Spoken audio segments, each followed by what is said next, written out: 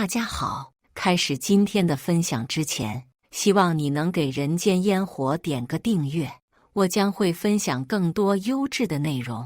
一度我和彭超爱得死去活来，我没想到的是，等我真的为他离了婚，他对我的态度却不冷不热起来，甚至自从我恢复单身后，再也不愿来我家幽会，这让我很是憋屈。最初我并没想要和胡杨离婚，毕竟在西部一座大油田任技术骨干的胡杨薪金福利都相当不错，能给从小在贫民窟长大的我提供以前我根本享受不到的好生活。但那次胡杨因为太想我，硬是央求一个同事和他调了班，然后紧赶慢改，终于赶上了当天回市的末班飞机，想给我一个惊喜，结果却是受到了很大的惊吓。刚一进门就看见门口一双棕色男士皮鞋，新款，他永远不会穿的时髦样式。作为技术员，胡杨经常都要下基层，一双非常结实、裹满泥浆的劳保皮鞋就是他行走戈壁和荒漠的神器。当晚忙着赶飞机，他甚至没有来及换下那双灰扑扑、已经看不清本色的大头皮鞋。看见门口那双似乎是意大利小牛皮做的上好皮鞋，胡杨多少有点自惭形秽，但很快他的视线就跳过那双一尘不染的精致皮鞋，看到了正在客厅沙发上裸着身体狂欢的我和彭超。因为太过嗨皮，当时我根本没注意到贸然闯入的胡杨，直到彭超一脸懵逼地停止了对我的激烈讨伐，场面不用说非常尴尬。不过最尴尬的还是一向羞涩的胡杨。我和他结婚2年多，和彭超也好了近2年。因为胡杨大多数时间都在野外工作，其实我对他身体的熟悉程度远远不及对彭超隐秘部位的了解。胡杨的脸烧得通红，但他还是很有风度的，没有用他穿着肮脏大头皮鞋的脚去踢彭超正裸露在空气中的白净翘臀，而是假装内急钻进了我家卫生间。彭超趁这个机会麻利地溜了，穿衣服的速度堪称光速。我甚至怀疑他并不是第一次被捉奸。我也开始急慌慌找衣服遮丑，仿佛胡杨才是闯入我和彭超爱巢的不速之客。可能胡杨一进卫生间就闻到了我和奸夫先前留下的羞耻味道，这强化了他被绿的羞辱感。得了，就这样吧，我走，以后你跟他过。从卫生间出来，胡杨铁青着脸说，脸上没来及刮掉的胡茬衬托得他格外沧桑。可我能去哪？我的声音都是颤抖的。此刻我的脑袋里有10000台银河计算机正飞速运转，我在考虑胡杨如果叫我净身出户，我该怎么办？看在他没有用手机拍下我和彭超通奸铁证的份上，我该怎么钻法律漏洞，为自己据理力争？毕竟嫁给胡杨后，他心疼我当超市理货员赚钱少还辛苦，已经闲闲地把我在家养了近2年。我们婚房的首付毕竟是胡杨和他的家人出的，婚后的房贷也一直是胡杨在负责还。如果他此刻就把我赶出家，我还真的无处可去。我没想到胡杨大度地说，房子他不要了，反正这所充斥着恶心气味的房子，他是一刻也待不下去了。我爱住就住着，以后我自己负责还房贷就行。见我面露惊喜，胡杨苦笑了一下，眼圈一红，低头刷刷刷开始起草离婚协议。我第一次发现胡杨的硬笔书法如此漂亮遒劲，他把那张纸摔我面前叫我签字的样子也是那么潇洒，那么男子气。我甚至开始欣赏这个其貌不扬的男人，但为时已晚，他衣服上的每道褶皱都写满决绝。花几天时间办好各种手续后，胡杨就走了。看他的意思，再也不会回到这座叫他伤透心的城市。我和彭超的好日子貌似来了，但我却高兴不起来，因为彭超听到我离婚的消息，并没有丝毫高兴。因为我说我是为了他才离婚的，他也必须为我离。彭超解释，他不是不想离婚，他那刻板乏味的小学教师老婆早就叫他烦透了，否则他也不会瞒着老婆和我交往这么久。但问题是，他老婆有心脏病，不能受外界强烈刺激，这点我俩刚好上的时候他就坦诚告诉过我，我也曾表示理解。再则，他刚提拔成集团中层领导不久，现在就闹出桃色绯闻，大好前程不用说会毁于一旦。我急了，那怎么办？你该不会是传说中的泡两族吧？我当初也没想过要离婚的，可现在不还是被你害得离婚的？我老公以前可是把每月大部分工资奖金都交给我的，但现在他不要我了，光是每月近3000的房贷就要愁死我。彭超说，你知道，我也是刚提拔，待遇才提上来，之前也没攒下啥钱，为了往上走走，还花了我老婆娘家不少钱。顿了下，他又道，不过我会力所能及的每月补贴你些钱还房贷，前提是不能让我老婆发现。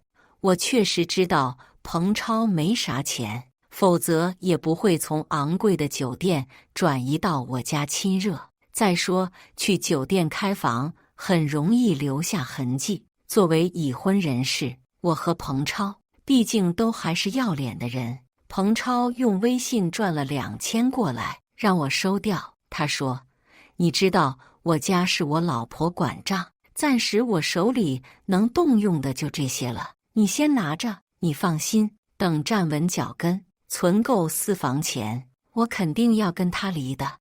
我和他的感情出问题也不是1天2天了。我收了彭超的钱，说，你可不能忽悠我，忽悠了我你给我小心点，我可是天蝎座杀手。彭超发来一个有点萌的吐舌头表情，好怕怕呀，我哪敢，我还不知道你明是一盆火，暗是一把刀。他在夸我像名著里的某个蛇蝎美女。我笑，你知道就好。事实上，彭超并不怕我。自从转给我2000块后，这男人就几乎从我生活里消失了，理由也很充分。他刚提拔上来，上上下下都在看他的表现。另外，他因为形象阳光帅气，还被指定负责他们单位的外宣工作，报上有照片，电视手机里有影像，很快就会混成网红脸。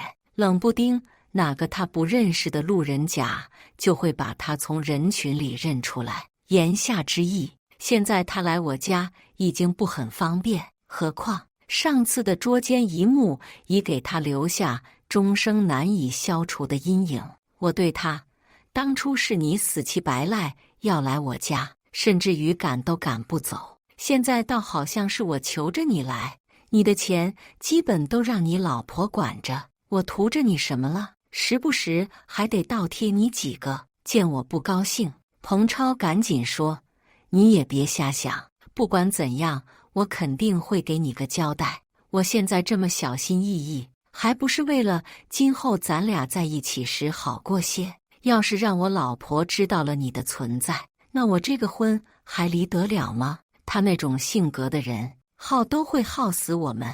彭超长着一副铁嘴钢牙，且永远都是振振有词的样子。我说不过他，但一时半会儿也离不开他。谁让我上了这艘贼船？没了彭超，我的日子变得很长，每天巴巴盯着手机等彭超的消息，但彭超却很少主动联系我。和以往一样，我每天给他发10几条微信，嘘寒问暖，或者说点小情话，但他能回复我1条就算不错了，有时候还只是个没有任何实质性内容的小表情。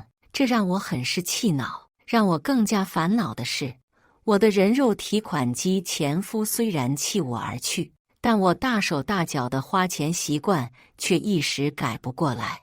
而且现在我还要承担每月的房贷，眼看着小金库里的钱越来越少，我挺着急的。彭超答应给我的补贴也迟迟不到位，我不得不关注招聘网站，想重新找份工作，解决目前经济危机。这天，我接到郊区一家新开业商场的面试邀请，前去应聘导购。但乘观光电梯去5楼办公室的时候，我的目光随便往楼下一瞥，就惊呆了。原本告诉我正在杭州开会的彭超，此刻正在2楼周生生专柜前春风满面的给一个穿着超短裙的漂亮妹子试戴一条项链，两人的样子非常亲密。以前彭超曾给我看过他老婆宋梅的数张照片，所以我一眼看出这个纤腰长腿长脖梗的短发女孩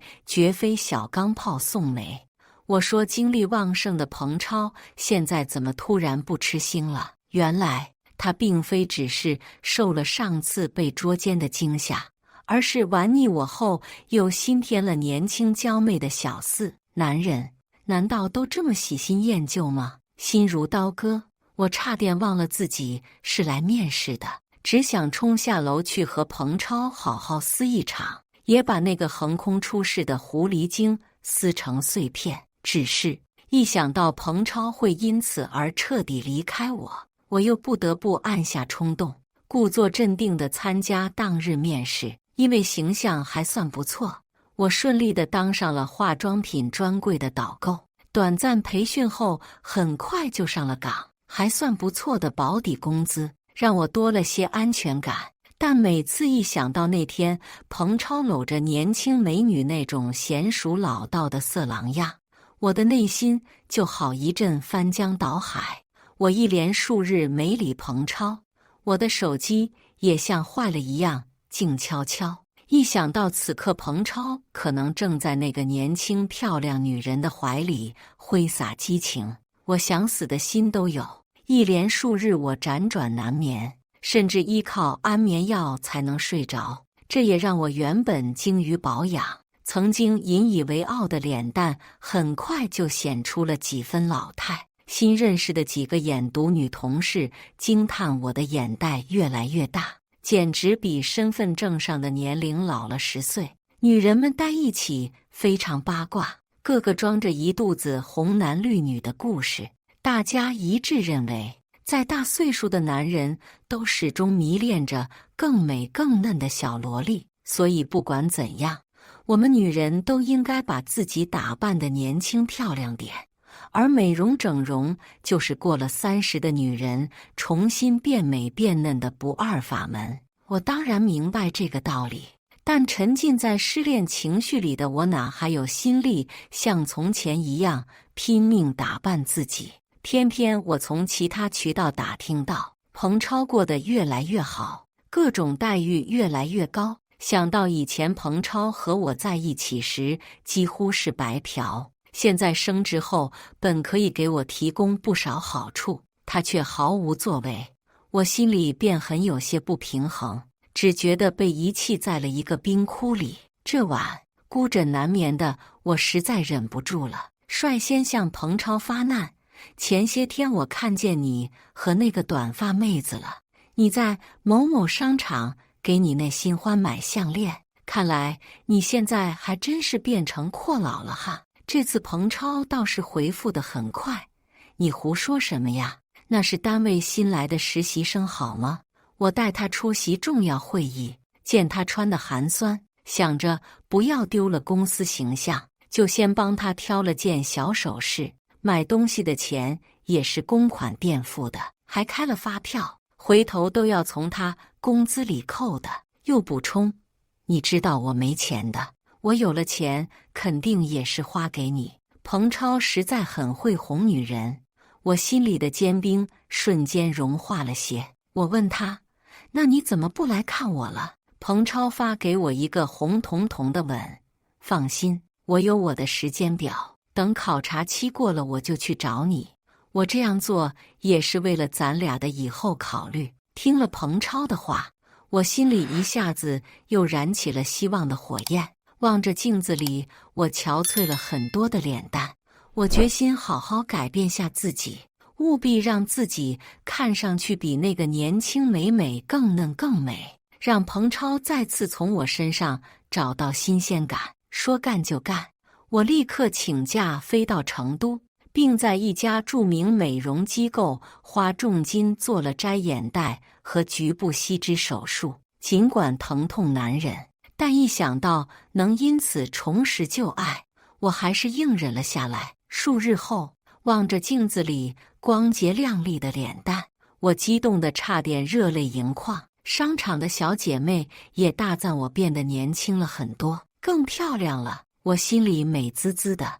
我决定主动向彭超发起爱的攻势。夜深人静，我骄傲地给彭超发了几张我穿得非常清凉的自拍照，但彭超还没回复我，就有个头像美艳的微信用户主动加我。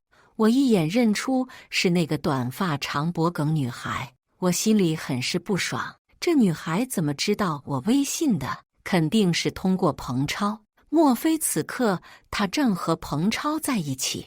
我心里满是酸涩，瞬间识破了彭超那天的谎言。我猜睡在彭超旁边的短发妹肯定是因为偷看了彭超手机吃醋了，这才来找我兴师问罪。只是此刻的我正怀着满腔恨意，根本不怕和他撕。我甚至有点亢奋的立马就通过了他的好友申请。这次我倒想看看彭超还怎么骗我。我没想到的是，短发妹竟自我介绍说她是彭超的妻子。我笑，你欺负我没见过彭超的妻子吧？女孩却说，彭超的前妻都病逝1年多了，彭超怕前妻去世还没多久，大办婚礼不妥，这才只和他领了证。这妹子说，她很在乎彭超，不愿意自己老公被其他女人亏去，也不希望我大半夜还骚扰彭超，希望我能好自为之。我懵逼了，有种缺氧的感觉，但很快就意识到这不过是小四想吓退我的谎言。我冷笑，别TM搞笑了，你要真是好女孩，会插足别人婚姻吗？还编出如此拙劣的谎言，简直就是50不孝100不。我没猜错的话，你是趁彭超洗澡或熟睡，偷看了他的手机才加我的吧？妹子道，是又怎样？我是他老婆，有权了解他。再说，谁告诉你我插足他婚姻了？我希望你不要信口开河，最好尊重些别人。我刚才已经说了，他前妻去年就病逝了，我是今年年初才通过别人介绍和彭超认识的。我认识他时，他已经是单身，谈了几个月后，我们才领的结婚证。说完，他就发来了他拍的他和彭超的结婚证。彭超还是那么帅气，却也笑得让我那样陌生。妹子警告我，我和我老公没领证前，他和异性有交往自由，我不苛责他，但我们的夫妻关系现在是受法律保护的。我希望你不要看他条件好就一再骚扰他，否则别怪我不客气。这注定是一个再次让我心如刀割的夜晚。我的脑袋好像被一把橡皮锤一下下砸着，闷闷的疼。我努力集中精神，狠狠盯着那张结婚证看，越看越觉得那上面的彭超异常陌生，泪水一串串从我脸上流下。我不愿便宜了渣男，于是给妹子发过去一个音效。看来你和彭超是闪婚啊。那阵子我好像正为了彭超和我前夫闹离婚呢。你啥意思？妹子问。我意思彭超对你这个娇妻很有些不忠啊。你们都领证了，他竟然还经常往我家钻呢，而且每次都说老婆太刻薄乏味，早晚离婚娶我。我一直以为他说的是他前妻呢。你别血口喷人，我老公不是那种人。妹子好半天才回复我，我们好了2、3年呢，我比你了解他。2月前我俩在一起疯狂时，一不小心就被我提前回家探亲的前夫捉奸了。他受不了被绿，就和我离了。要不要我给你晒下我的离婚证？妹子半天没回复我，我向她道歉，今晚还要谢谢你找我，否则我会一直沉浸在渣男的海誓山盟里醒不来。我现在真的为自己婚内出轨的行径羞愧，太不值。你放心，明天我就会带着大把证据去他们单位检举他。妹子终于开口，如果你说的情况属实，这人可太卑鄙了，我必须和他离婚，而且必须让他净身出户。到时候姐姐你要多帮我提供些证据啊。晕，这妹子可比我精多了。不过我没急着回复她，我在想我自己的问题。这2、3年间，耐不住寂寞的我，一不小心就被一个表面光鲜却毫无道德感的男人迷得神魂颠倒，也悲哀地失去了本该好好珍惜的婚姻。我决定狠狠揭批那个斯文败类，不光是为了报复，也为了警示更多女性朋友不再被男人们光鲜帅气的外表迷惑，从而做出让自己终生悔恨的举动。一定要好好珍惜身边看似普通却善良温暖的良伴。以上就是今天分享的故事，大家有什么想说的、想吐槽的，欢迎在下方评论交流。也更希望能给人间烟火点个订阅，我将会分享更多优质的故事内容。